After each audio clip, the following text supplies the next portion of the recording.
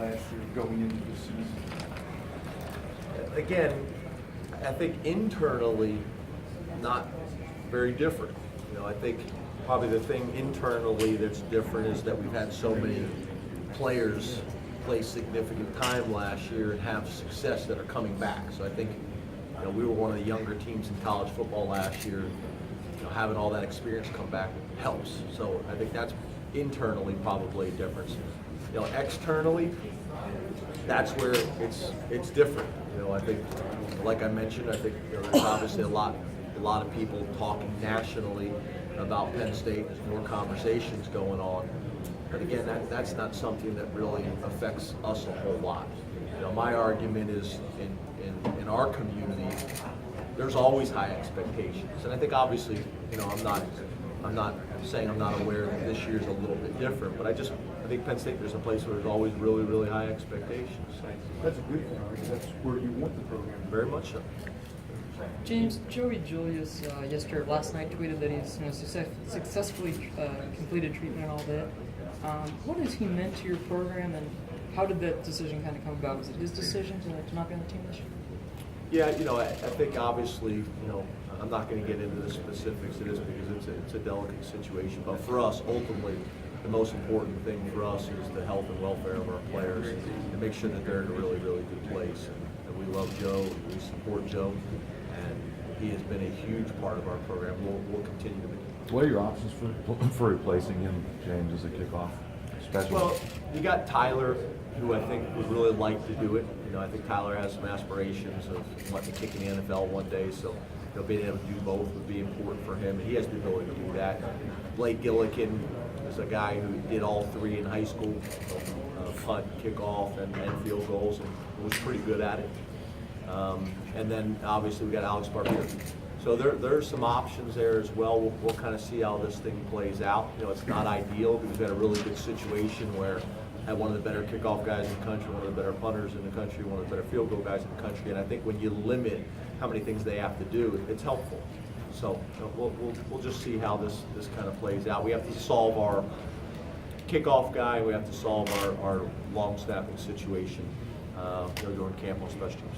James, have you noticed a change in Trace at all? I mean, this year he's getting a lot of national attention, obviously preseason watch lists, things of that nature. Have you noticed a change in him at all?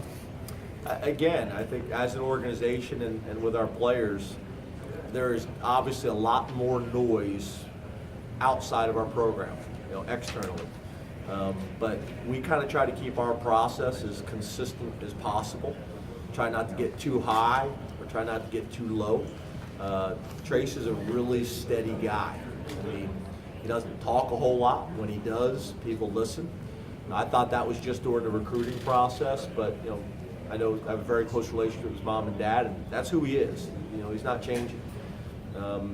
So I'm not sitting here and saying that our players and our coaches and our administration aren't aware of what's going on externally, but we try to keep our process as consistent as possible, and we try to be as kind of steady and as level as we can. We don't want to get too high, we don't want to get too low with things, and I don't want to make it overly business-like. We want to enjoy it. I don't want to become one of those programs that, the losses destroy you and the wins are expected. We want to enjoy the wins. But in general, we want to try to stay as consistent as we possibly can as individuals and as an organization. It's important to have leaders in all aspects of what you're doing. Can you talk about Saquon's influence on the team in the weight room, what that guy does, and how he motivates guys with their strength training?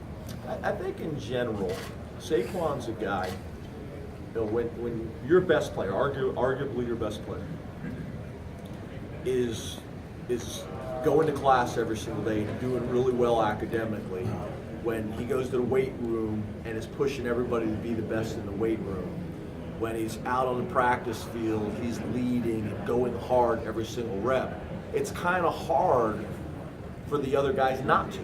They say Saquon Barkley is one of the most talented guys I've ever seen in my life, and he is one of the hardest working guys. How can I not do that? So I think when your best players are your best teammates and your hardest working guys, it sets the tone for the whole organization. And in a lot of ways, to be honest with you, Saquon's been like that since the day he stepped on campus. He has trusted us, and whatever we've asked him to do, he's done it 110%. And I think he's a great example of why he's been able to maximize his experience so far, at Penn State, is because of that. Obviously he's a really, really talented guy, and that's part of it as well. The genetics are strong. Mom and Dad did a great job. I'm actually trying to figure out if it's legal NCAA wise. I want to send Mom and Dad on a romantic vacation and try to convince them to have more children, because the Saquon thing's worked out pretty well. But he's a special guy, and really he's got a special family. I think as you guys get to know him better, Mom and Dad are, could not be more direct, could not be more honest. Football's not a big deal in their family. They're a unique, special family. I got a lot of respect for them. James, when you look